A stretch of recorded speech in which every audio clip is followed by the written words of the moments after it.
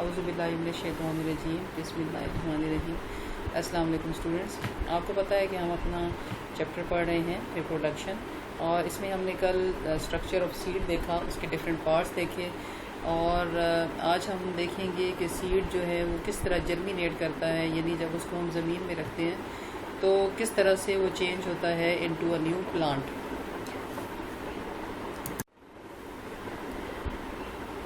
जब सीड को ज़मीन में बोया जाता है तो उसमें जो उसके दो पार्ट्स हैं, जो कल मैंने आपको बताया था कि उसमें एम्ब्रियोनिक स्टेम होता है, एक above the point of attachment of cotyledons and दूसरा जो है it is below the point of attachment of cotyledons to the seed और टू द एम्ब्रियो के साथ जिस जगह पे कॉटिलेडन्स अटैच होते हैं, एक छोटा सा जो एम्ब्रियोनिक स्टेम होता है उससे ऊपर होता है, जैसे हम एपीकोटाइल कहते हैं, एपी मीन्स अबव, और एक होता है उसके नीचे, ये भी एम्ब्रियोनिक स्टेम है जिसे हाइपोकोटाइल कहते हैं, हाइपो मीन्स बिलो। तो इस तरह से दो स्टेम है। अब जिस वक्त ये सीड जर्मिनेट करेगा तो इन दोनों की ग्रोथ की वजह से ही ये जर्मिनेट करेगा, लेकिन इसमें अब जो है टाइप्स ऑफ जर्मिनेशन वो दो किस्म की हैं। किस बेस पे कि आया हाइपोकोटाइल जर्मिनेट करता है या एपीकोटाइल जर्मिनेट करता है। अब मैं यहाँ से आपको दिखाती हूँ कि कैसे जो है वो इसकी जर्मिनेशन होती है जब सीड को लगाया जाता है, और दो तरह की जर्मिनेशन में क्या फ़र्क पड़ता है। पहले में हम देखेंगे कि एपीकोटाइल जो है वो एलोंगेट नहीं करता, बल्कि हाइपोकोटाइल जो है वो एलोंगेट करता है। अब हाइपोकोटाइल कहाँ पे होगा? यहाँ पर नीचे, ये हैं इसके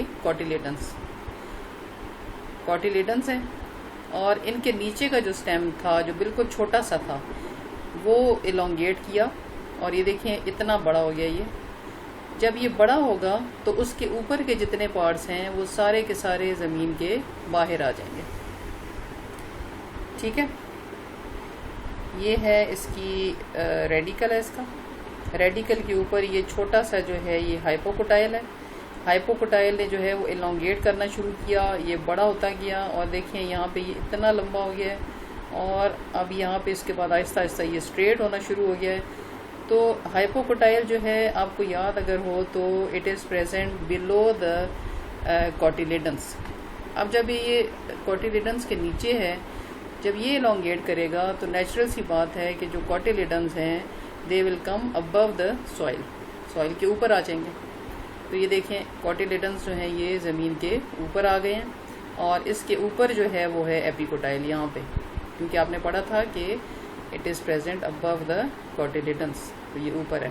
अब यहाँ पे एपीकोटाइल जो है वो एलोंगेट नहीं हुआ, हाइपोकोटाइल एलोंगेट हुआ है, और जब इस तरह की जर्मिनेशन को हम कहते हैं एपीजियल जर्मिनेशन। एपीजियल जर्मिनेशन हम क्यों कहते हैं? क्योंकि इसमें जो कॉटिलेडन्स हैं वो ज़मीन के ऊपर आ जाते हैं। तो एपी का वर्ड जहाँ पे भी आता है आप उससे समझ जाएंगे इसका मतलब ऊपर है।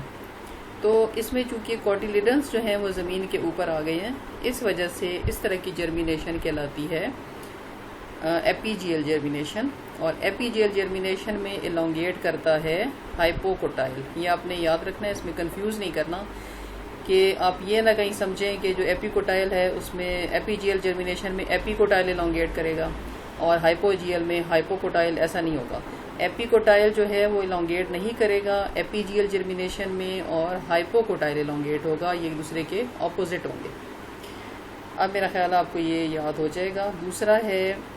दूसरी जर्मिनेशन जो है it is hypogeal germination. Hypogeal कौन सी होती है?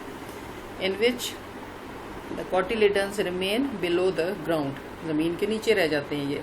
और जाहिर है कि इसकी वजह क्या होगी कि जब ये जो हाइपोकोटाइल है ये एलोंगेट नहीं होगा बल्कि एपीकोटाइल एलोंगेट होगा, तो ये जो यहाँ से लेकर और इसके नीचे जितनी भी जगह है ये ज़मीन के नीचे रह जाएगी, क्योंकि ये जो पार्ट है ये एलोंगेट होगा, और इससे ऊपर वाले सारे जो हिस्से हैं वो ज़मीन से ऊपर आ जाएंगे। ये देखें, ये जो है वो एपीकोटाइल एलोंगेट कर रहा है, ये ले आया है ऊपर, इसके जो हैं लीव्स ये ज़मीन के ऊपर आके बने हैं, कॉटिलेडन्स जो हैं वो ज़मीन के नीचे प्रेजेंट हैं, और ये है हाइपोकोटाइल। ये कितना छोटा है, ये देखें यहाँ पे, ये एलोंगेट नहीं हुआ, ये छोटा है, और चूँकि ये जुड़ा हुआ है कॉटिलेडन्स के साथ, तो इस वजह से कॉटिलेडन्स जो हैं वो ज़मीन के नीचे रहेंगे। तो आपको समझ आ गई होगी कि जो जर्मिनेशन है ये दो किस्म की है, epigeal and hypogeal germination. Epigeal germination में क्या होता है कि कॉटिलेडन्स ज़मीन के ऊपर आ जाते हैं, इसीलिए हम इसको एपीजियल कहते हैं।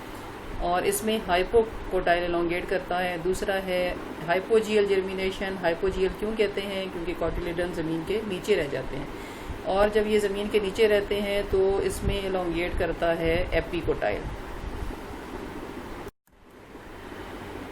कुछ सीड्स ऐसे होते हैं कि अगर उनको हम जर्मिनेशन से पहले काफ़ी अर्सा रखें, बल्कि मेरा ख्याल है तमाम सीड्स जो हैं वो इसी तरह से होते हैं, जब तक उन्हें आप ज़मीन में लगाएं नहीं तब तक वो जर्मिनेट नहीं करते। और जितना अरसा वो जर्मिनेट नहीं कर रहे होते, इतने अरसे में उनका जो एम्ब्रियो है और उसके साथ जो कॉटिलेडन्स हैं वो सरवाइव करते हैं, वो ज़िंदा होते हैं, और उन्होंने अपने अंदर जितने भी उनके स्टोर्ड जितनी भी सब्सटेंसेस हैं वो उनके अंदर ही प्रेजेंट रहती हैं। लेकिन सिर्फ ये होता है कि सीड जो है वो जर्मिनेट नहीं कर रहा होता, उसके अंदर जो एम्ब्रियो है वो बड़ा नहीं हो रहा होता। ये जो कंडीशन होती है इसको हम कहते हैं डोरमेंसी। और इस तरह का सीड क्या कहलाता है? Dormant seeds.